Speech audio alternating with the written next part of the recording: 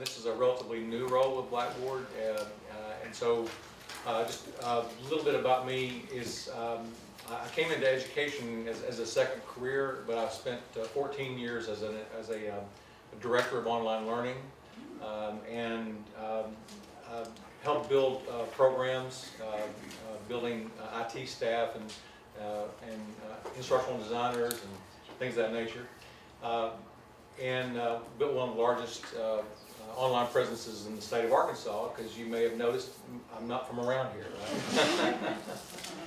But just a quick story about me as well is I was teaching online, and so I also have 17 years experience as an adjunct instructor. I was teaching online at a small community college, and I was also teaching face-to-face, and the online component was just sort of a golly gee whiz kind of thing for me at first. But one of the jobs that I had there at the college was working with some students that were abject poverty. To qualify for the program, they couldn't make more than $240 a month, and and they were having some struggles because of their family situation, and they were having some struggles in the school because they would very often either miss class altogether or they would be tardy. And so there was a policy at the campus: three tardies was an absence, and 3 absences was a failure, regardless of how well you're doing. And I tried to get that policy changed, but I really couldn't make any headway there. But in talking with them, I discovered that they all had access to computers and online resources. And so that was the solution. And statewide, that group of students, we had a 10% success rate with that group of students, 10%. And so getting them online, I was able then to increase the success rate to 30% because they still had some of their fundamental at-home challenges. But getting access was the big takeaway for me, is I realized at that point, and that was in the around 2000, 2002, somewhere in there, I realized at that point that online learning was about access. And of course, it has grown tremendously in the last couple of decades. So that that's a little bit about me. My passion, even though I was an online director of online programs, I really loved teaching more than I did anything, and working with students and working with faculty. So I'm delighted to be with you here today, and glad to see such a full room. So. I want this to be as interactive as possible, and so I've got a lot of slides and things of that nature, but because I want you to have some information. But I also think that there's some of you who already have been doing some flipped classrooms, and so I want you to share your thoughts as well. So with that, we'll get started. And how about before I just realized that, how about if they tell us who they are? Oh, yes, thank you. Did you do that when you said maybe you've already doing it? Okay. Yeah, I would like to hear your name and what where you're an instructor and that sort of thing. So. Okay, I'm Linda Shanta, and I teach 100% online for the graduate nursing program. Excellent. Ashley Evenson, program manager in National Public Health program that teaches undergraduate public health. Okay. Connie Bateman, faculty of marketing. Lana Rocco, faculty in the communication program. Cheryl Terrence, faculty in psychology department. I'm Anna Kinney, I'm in the English department. Excellent. Tim Prescott, mathematics. Elizabeth Fletcher Lamb in Disability Services and now Learning Access and academic support. And I do teach, I have a little bit of flipped classroom. Cindy English, faculty, School of Entrepreneurship, Technology, Graphic Design. And I think I heard you say you've been flipping a little bit. Yes, Okay, it works really well for the advanced classes. Mm-hmm. The ES class, I'm still struggling with them a little bit, but what I find to be the most beneficial, being in technology, and it's it's a lot of applied technology. Mhm. 3 hours a week, considering other facilities I'm taught at, usually have 2 hours of lecture, 3 hours of lab, and we only have 3 hours of contact total. It's very difficult to be able to have that interaction with them without giving them the resources up front somehow. Right. Time is of the essence for you, Yes, isn't it? yeah. Is it? Mikhail's at like undergraduate nursing faculty. Scott Johnson, Institute for Energy Studies and Master's Public Health. Mary Fredericks, Trio Student Support Services. I'm here just so I can understand the flipped classroom experience so that I can communicate that to students. Chelsea Mountain, instructor over in psych. Grace Orangewood from Teaching Online. Teaching. Excellent. And the back row. Diane Lundeen from SILT. Elizabeth Zucker, Silt. Naomi Hanson, so Christy Swartz, so. Chad Bushy, so. Tim O'Neill, just And the cameraman. And Mark over here. Oh, yes, Hi, yes. Mark Guy, teaching learning science education. I'm open to flipping. Excellent, excellent. Well, so one of the things that we're going to do today is just to kind of explore some of these ideas. And one of the things that I actually, okay, so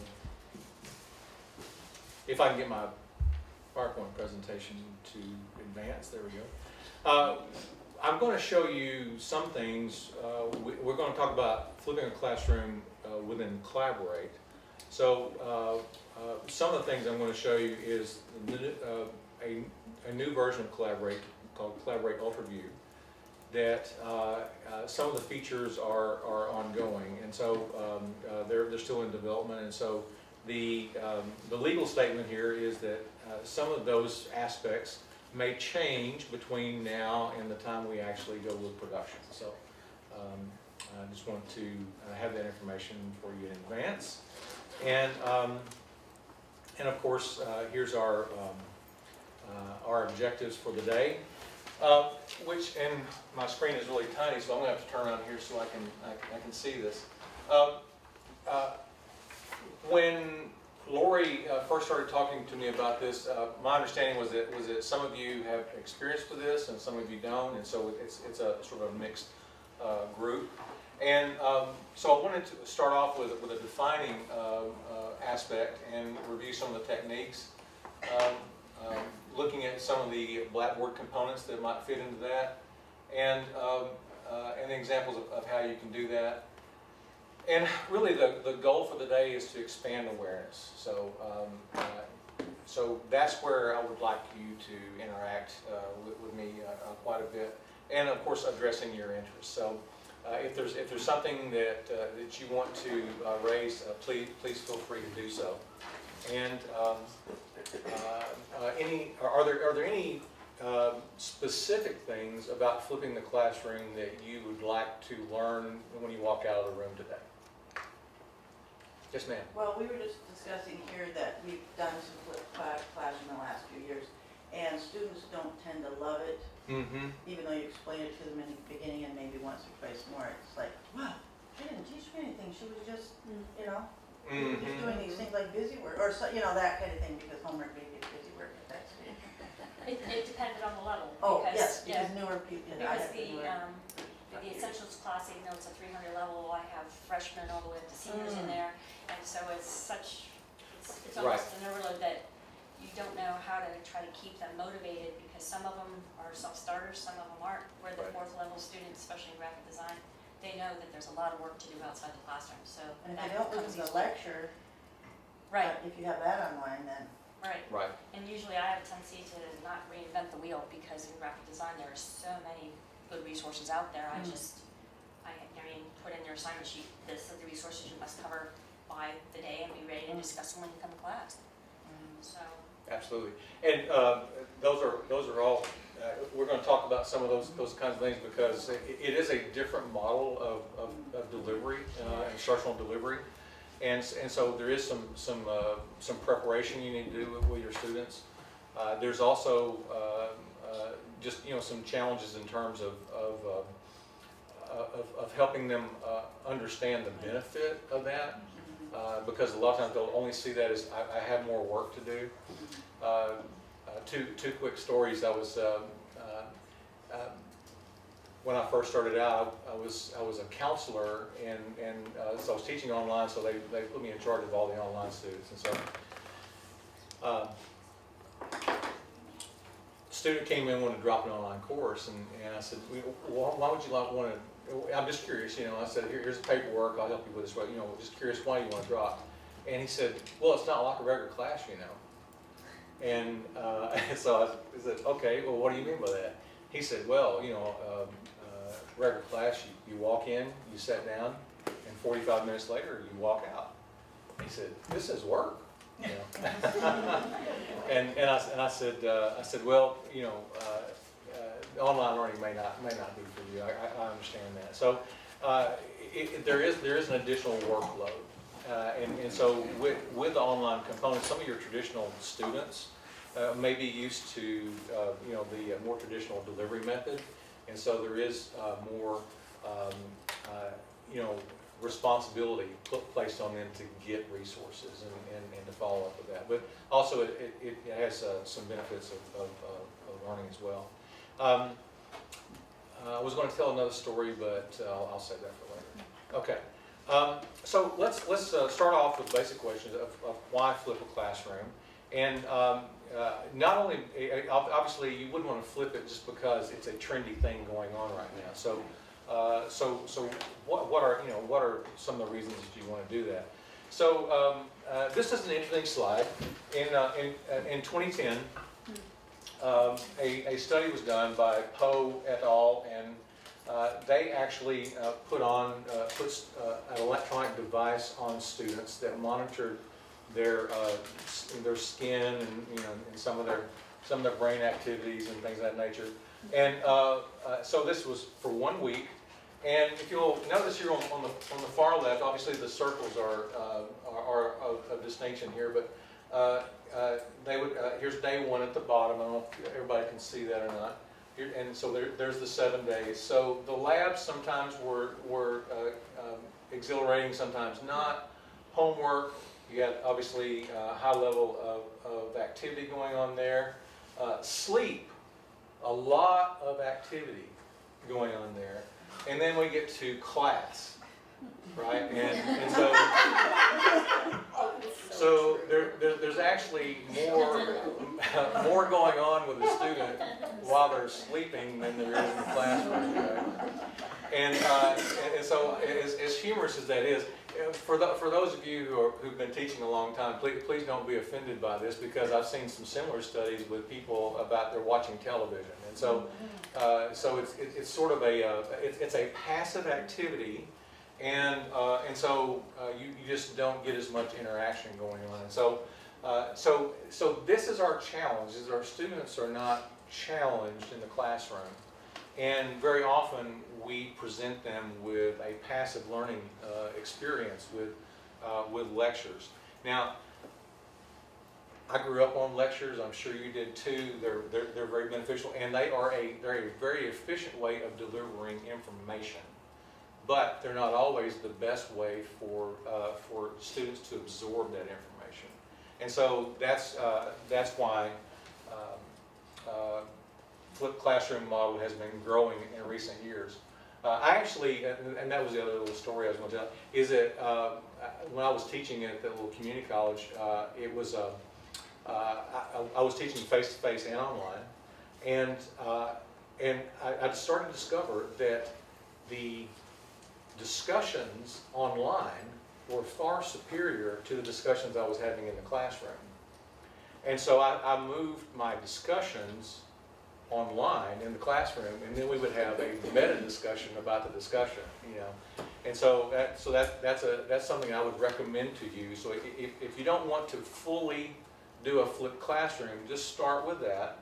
And so I was doing that a long time before anybody came up with the phrase of a flipped classroom. I just didn't have enough understanding of what I was doing to go write a book or something like that. But anyway, the other point is, in looking at some of the research, a lot of faculty have been doing this in a variety of ways for a long time. And so this may seem trendy, but it's only because it's been, it's just been marketed well lately. And so, so this is a method that a lot of people have been using for some time. So anyway, that's a bit of a humorous story. Now here's another couple slides that indicate the amount of change that has occurred. This is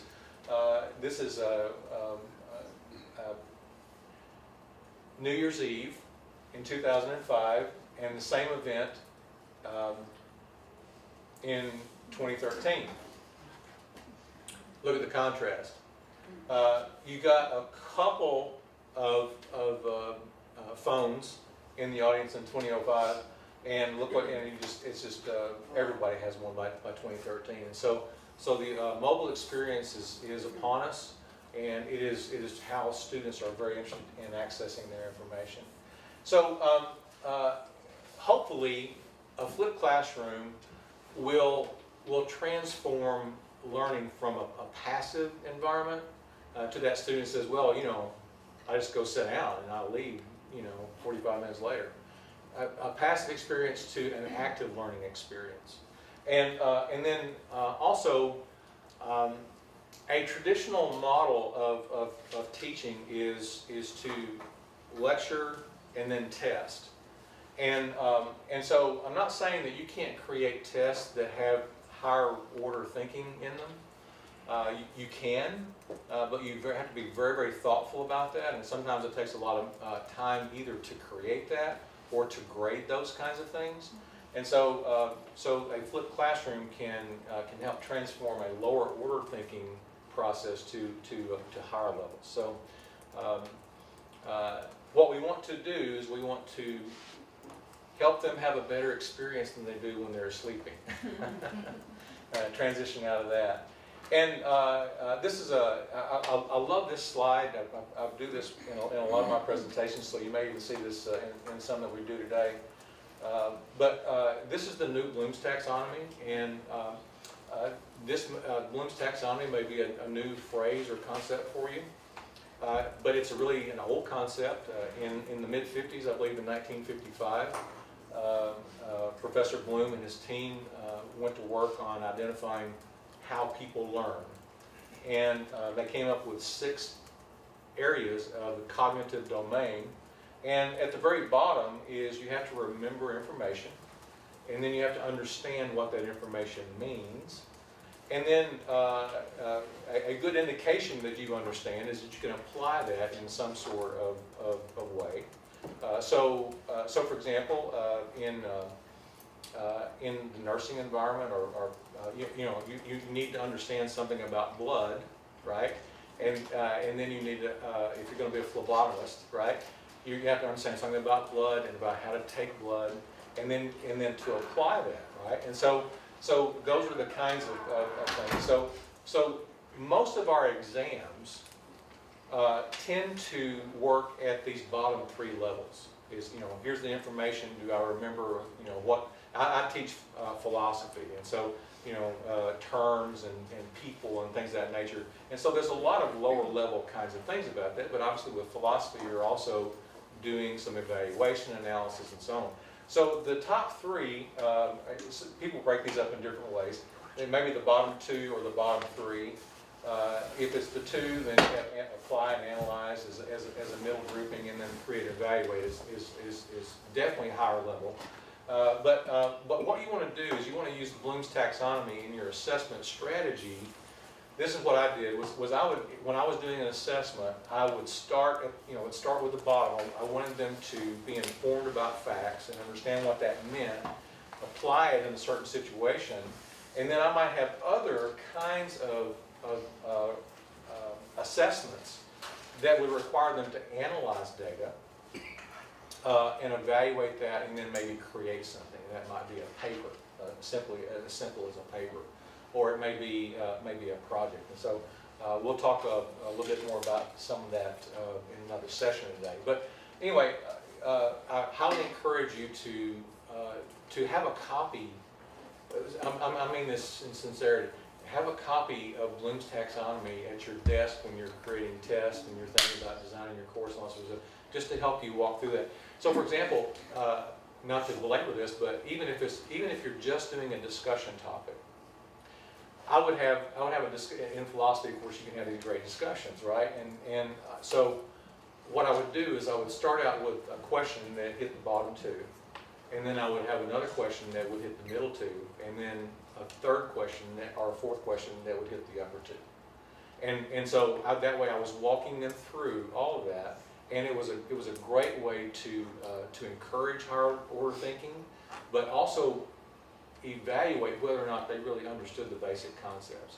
Because sometimes, and this is a little bit of a soapbox that I have, sometimes we ask students to do the upper level thinking before they have, really got a good grasp of the lower level. And I have another story for our other topic later today. So, you can incorporate these things in a lot of different ways.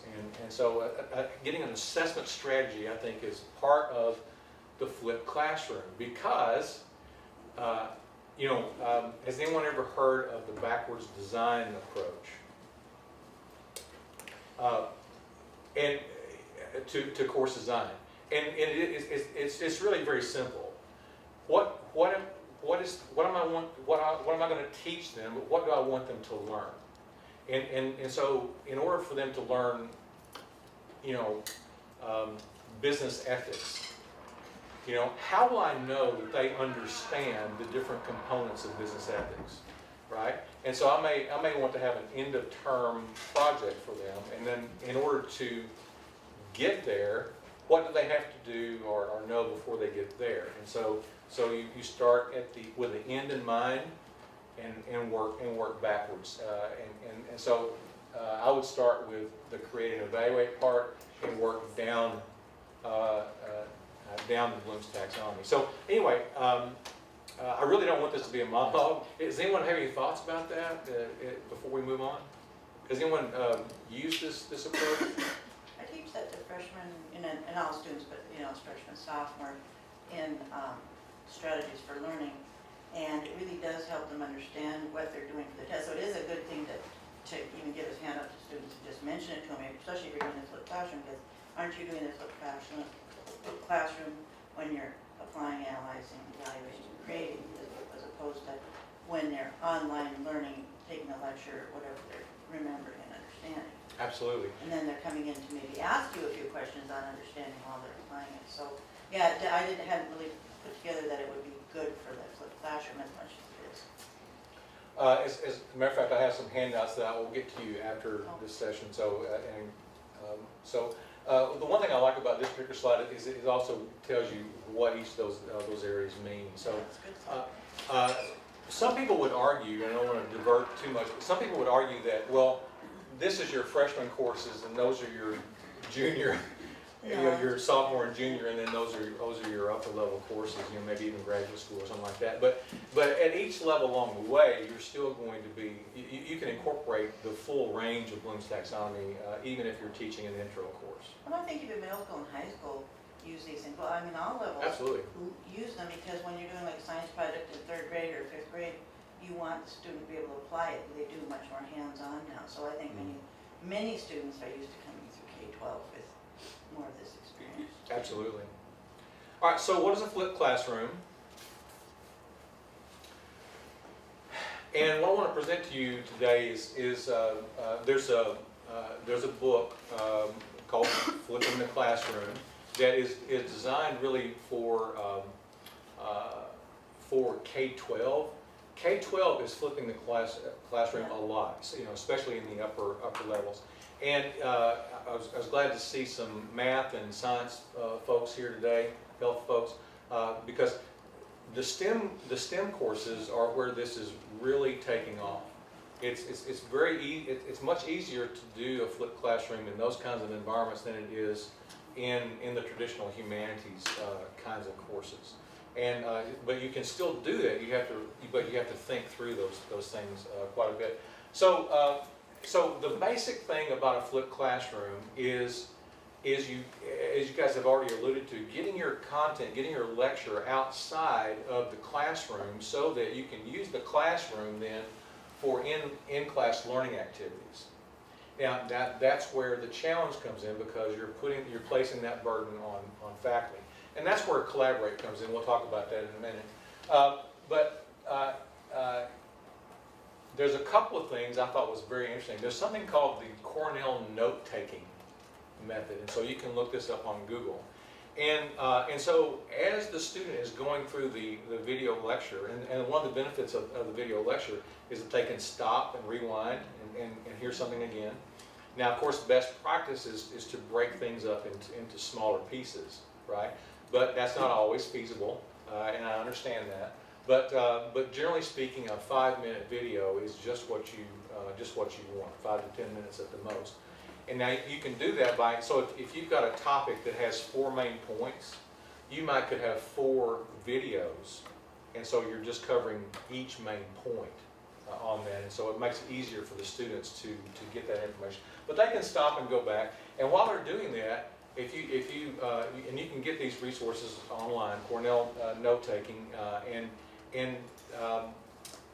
you have the student take notes as the lecture is going on, and then they have to do some reflective writing as and then they bring that then to class for a follow-up conversation with you. So what you might do as an instructor is you would assign here's Unit 1, here's our first lecture, and here's the information, and so you could integrate this with your Blackboard resources, because you could have a discussion topic, for example, and have to put a discussion forum out there, and the students would have to post their Cornell notes, right? And you could take the Cornell rubric, put that in the instructions, and they just have to post that directly there before they saw anyone else's. So that's a feature in Blackboard, is they have to post before they can see somebody else's post. So that really is going to spur conversation, and so that's going to do a couple of things. One is that you do a 15-20 minute lecture, or maybe longer, and what happens? You open it up for questions. What do you hear? Crickets, right? Nothing, right? And then the same 2 or 3 people do all the talking all semester long, right? And so what this does is this forces everyone to participate, and it helps you with any kind of points that you might be giving with that. So another thing that you can do is, in addition to the note-taking, so that would be like more of a discussion kind of approach that you could have, or have them bring that to class and follow up. But you could also tie a quiz to that. So they would have to take a quiz on it. So if you had 4 lectures on a topic, they would have a short quiz on that. And one of the things that I like to do is have a very large database, and it will select questions randomly from that database, and I can target a specific learning domain. So again, I'm going to jump back to phlebotomy. And so if there's many different skill levels there in phlebotomy that you have to do. So what are the different components? And so I can target all those directly. And then, so what I can do then is bring all that information into class. So before I even get into class as an instructor, I know where my students are, where their strengths are, and where they're and what I need to cover maybe differently. Okay, things of that nature. So that's pretty basic kind of stuff, but it isn't always obvious. So I just wanted to share that information with you. So that's the basic model. Any questions about that?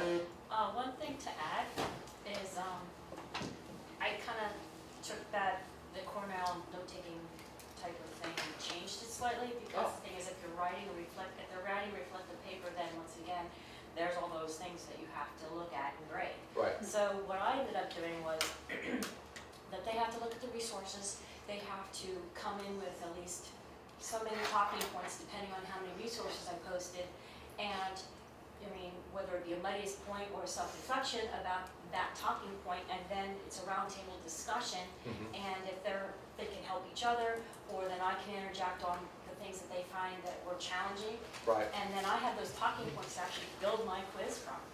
Absolutely. And you can have students submit a question and have everyone discuss it. What, you know, because the question and the answer. And whether that's online or whether that's in a roundtable. Absolutely, and so you can do that, right. So to me, that's the beauty of the flipped classroom. I don't think I specifically said this earlier, but you can flip a classroom. When people think of a flipped classroom, they think of the physical environment only, but you can flip the classroom in a totally online environment as well. You know, you just have to think about how you're going to go about doing that. And so anyway, that's the basic model. I've got some other stories, but I'm running out of time here. And that's my problem, is I always have too many stories. 17 years of teaching online, that sort of thing. So the mastery, in the book on flipped classroom, there's a mastery model, and that's where it sort of brings in some components of something called alternative assessments. And maybe some peer review or self review kind of components. So you can actually have a variety of content that's outside of the classroom, not just your lecture. Your lecture may just be one piece of that, but you may require students, for example, to go online and gather some information, or you may have them create some information themselves and bring that into class. You may want to create a project or something like that. So in class, you would assign students to groups and things of that nature, and they would do some problem-based work groups. And so one of the things that was a shocker to me in teaching online, because I've got some. Everybody ever heard of Keith Pratt and Rena Pawlow? They wrote some books. I actually had the privilege of studying under them, and so.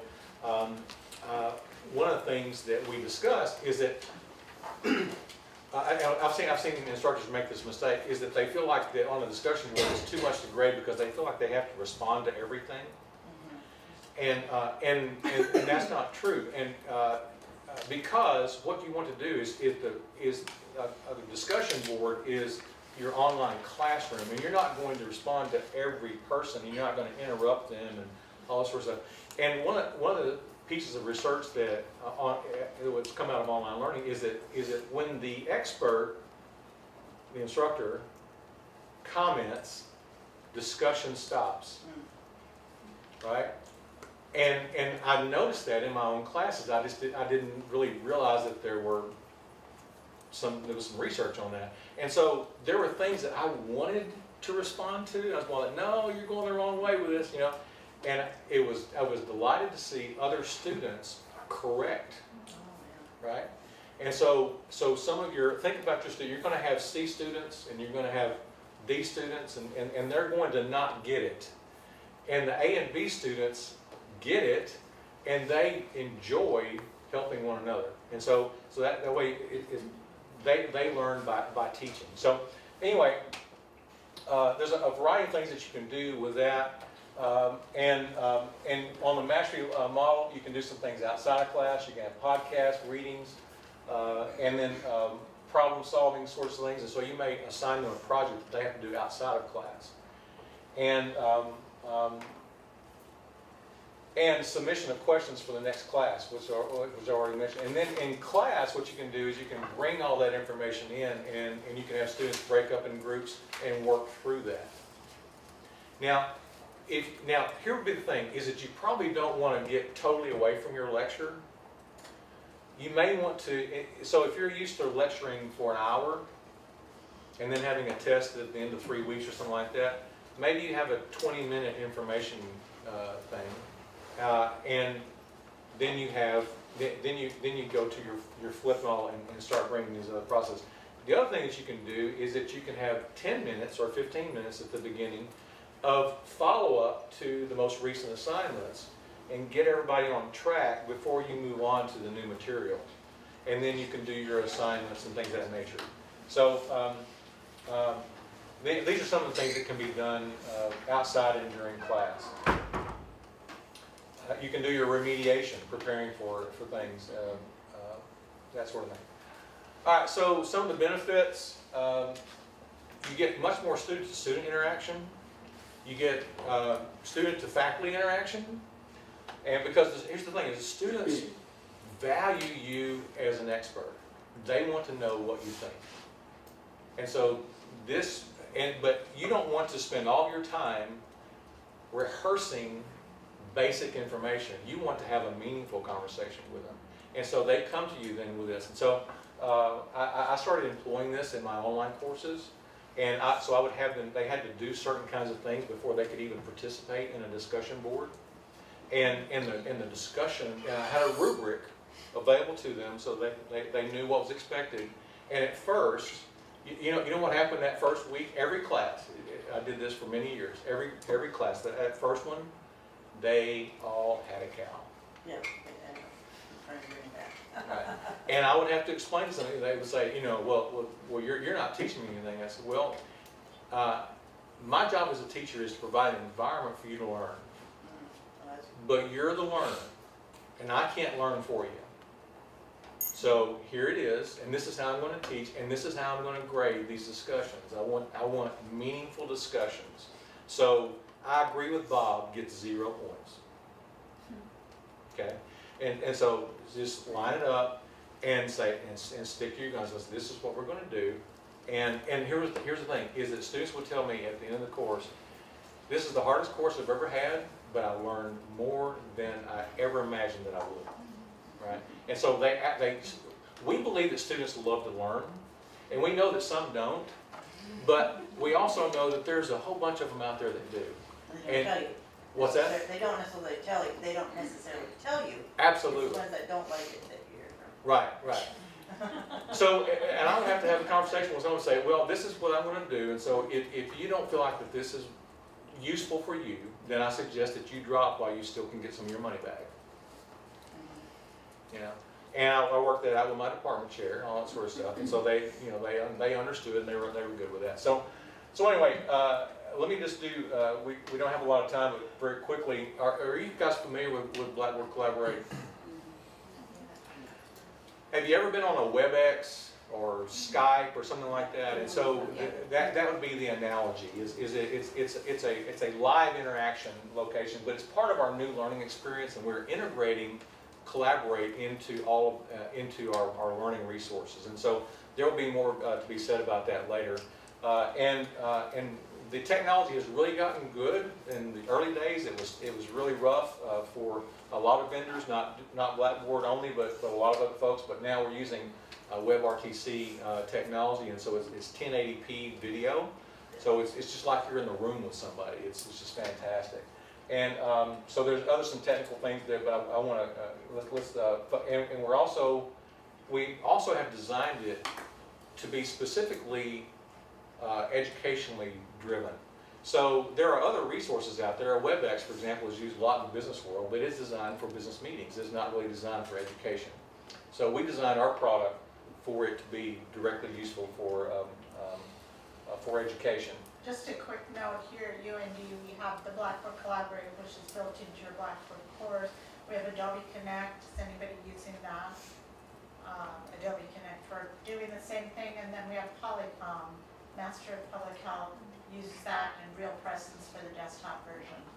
So those are the products that we're using currently.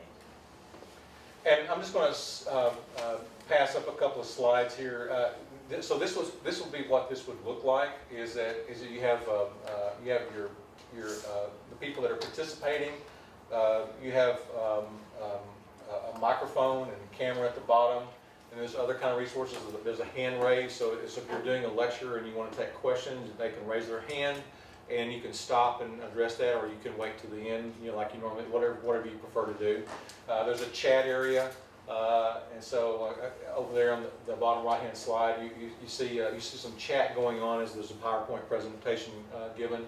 You can upload a variety of files and videos and things of that nature, and have a conversation with students right there. So So you can engage them. So here'll be the thing, is you say, well, okay, but if I teach face-to-face, why do I need that? I mean, I do that in the classroom, right?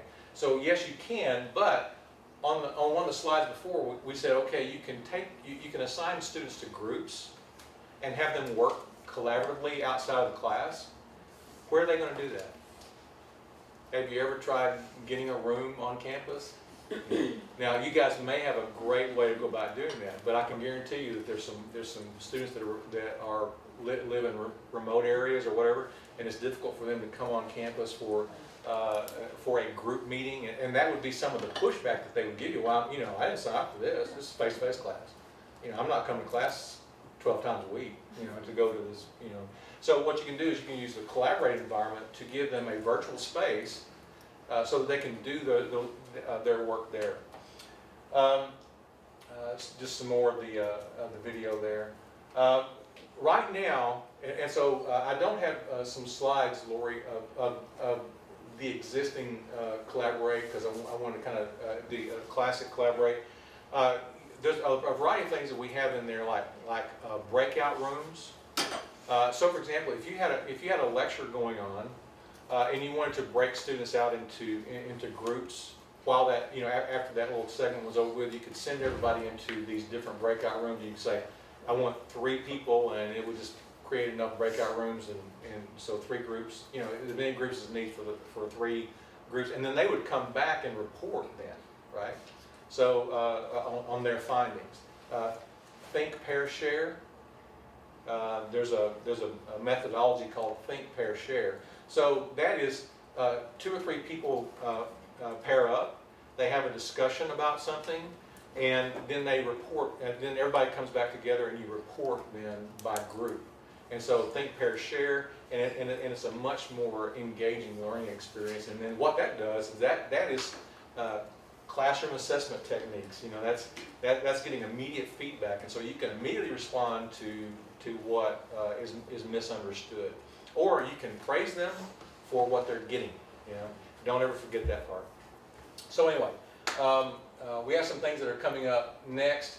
Right now, breakout rooms are not available, but what is available is high quality video, MP4 recordings, and so here's the big takeaway for you. If you do nothing else but to capture your lectures, you can go into Collaborate.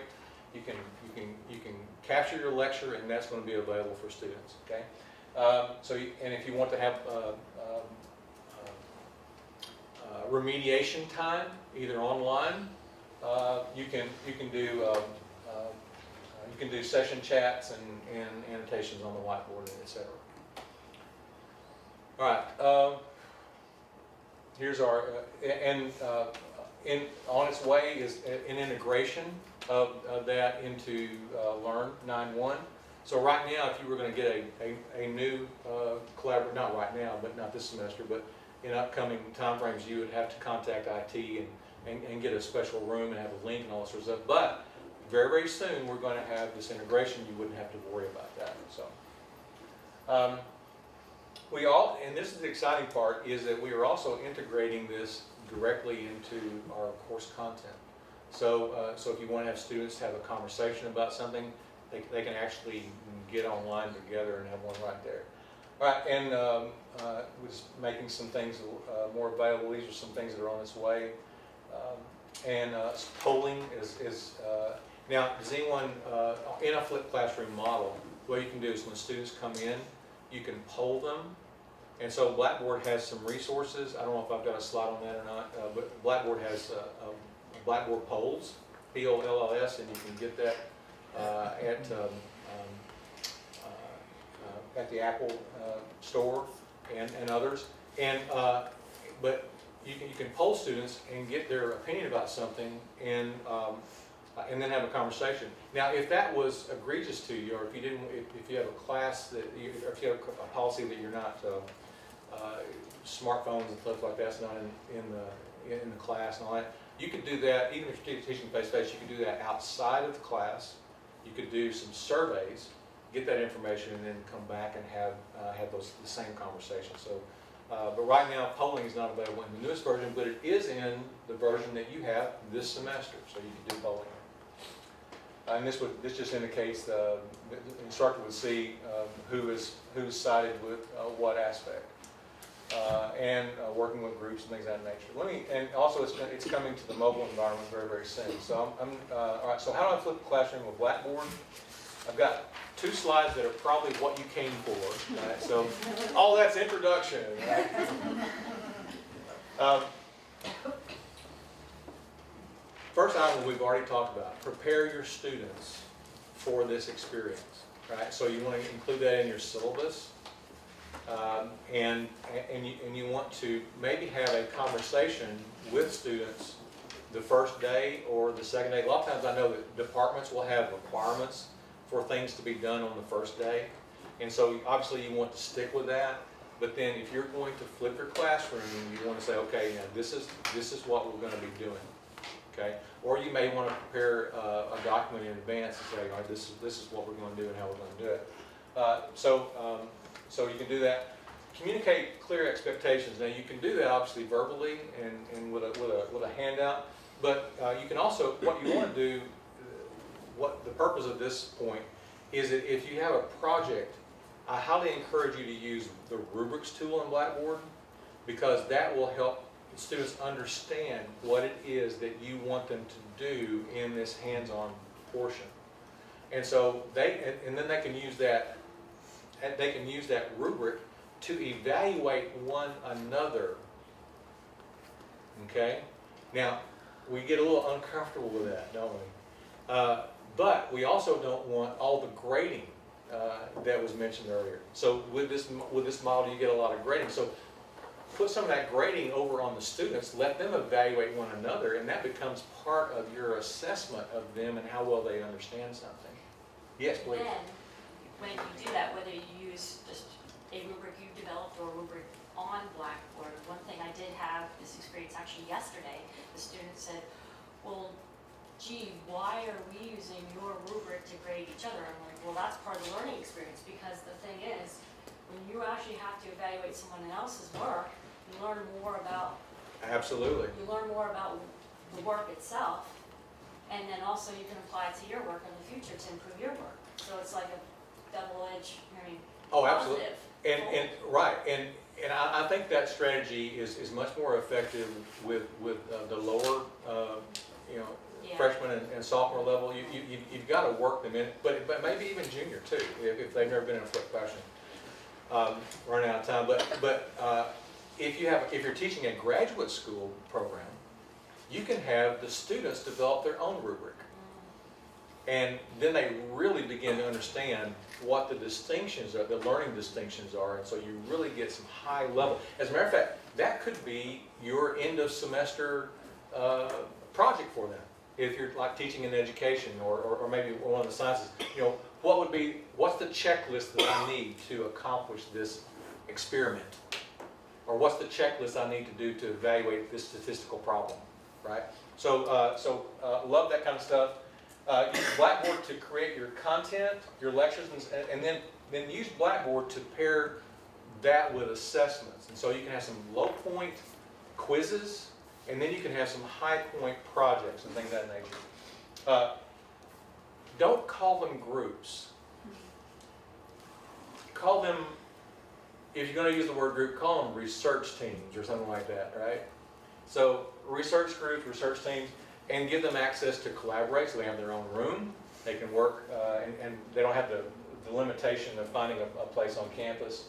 Then they can make their own presentations right in class, or you can, or they can report on their projects. And so as the project is moving along toward the end of the year, you get an idea about how they're doing, but they understand the process better. Okay, so does that make sense? Now, caution. Buyer beware, right? Start small. This was taken from, this is from eCampus News. I actually picked this up on Twitter. I highly recommend you getting your Twitter account and going to ISBE, I-S-B-E. They have something, they'll have five ideas on there every day. So you will not be short of ideas. All right, so I highly recommend that. start small, just do one thing. And the next semester, build on that, okay? Because the other thing too is that since students aren't comfortable with this yet, we've got to fold them into this process, okay? And utilize free resources. There's all kinds of digital content available, and automate whatever you can. So here are some of the resources. Lori, I can get this information. Then I get this whole slide deck to you guys, no problem. But Capella University is very big on flipped information, and of course SILT. I'm sure would be very happy to talk to you guys about this. I've been seeing some nodding heads and smiles back there, so I'm very glad to. Yes, please, absolutely. Chad and I have been working with James Guavo in the law school, and he had 6 weeks where he flipped the classroom, working out great, had to have surgery, and had 6 weeks of non. He surveyed the students at the end, and they love the flip. What he does is he records his lecture, puts it out there, brings them into the classroom, and does clicker questions, whether they get it right or wrong. Bob picked up a ring that Kathy had thrown away. Carol found it because he dropped it out of a hole in a pocket. Whose ring is it? And so they get that interaction. Critical thinking kinds of questions, right? And they just love that flipped classroom. They are upper law students, but the feedback he's getting is amazing. And I know he would talk to anybody about any questions that you'd have too. Excellent. Anybody else had any experiences with flipped classroom or have some excitement or some concerns? We got maybe 2 or 3 minutes left. Yes, ma'am. I just have a general question, and I'm just learning, but could you explain the difference between Adobe Connect and the Collaborate system? Are there any? I'm on camera, so I really can't say anything about that. Strategically, when one would use, are they similar? I think it's probably Chad or Christy. Sure. Do you want to take Chad? Do you want to take it? Well, currently the current version of Blackboard Collaborate is a Java-based application that runs Blackboard or Collaborate, or excuse me, Adobe Connect is running Flash-based. So there's pros and cons to each. What Mark is showing is the new version of Collaborate, which has moved away from the Java reliance, which is very nice because students have had a whole bunch of issues with trying to install the client, and it's been problematic. But it really boils down to kind of what it is you're trying to get after, and I can say that the Blackboard Collaborate is a little bit more accessible as far as you can create as many rooms as you want, as many sessions as you want, whereas Adobe Connect, we're a little bit more restricted on some of the rooms we have. So, I would just say, if you're interested in either one, just to maybe meet with us and we can kind of help tailor which one would be best for you. So, I think Chad's comment too about more rooms in Blackboard Collaborate. I always like to sell this point that our North Dakota University system has purchased Blackboard Collaborate for us for all 11 institutions. And it's hosted in the cloud. So that's great. And sort of, it's free. Even though we know it's coming out of, everybody's pocketbook. Adobe Connect we have here on site, and we have limited license numbers of how many rooms we can create. So you have to request it, and we kind of like the idea, and especially the Collaborate's now getting to be much more user-friendly. So you could try one out, and Chad would be great to work with, and Christy too. Yeah, thank you very yeah, much. absolutely. I would just say, because I am 100% online and I teach asynchronous, I used Blackboard Collaborate this semester to hold my office hours. Exactly.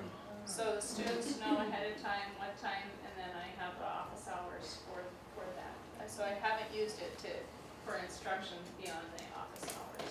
It enables an asynchronous environment to have a synchronous component.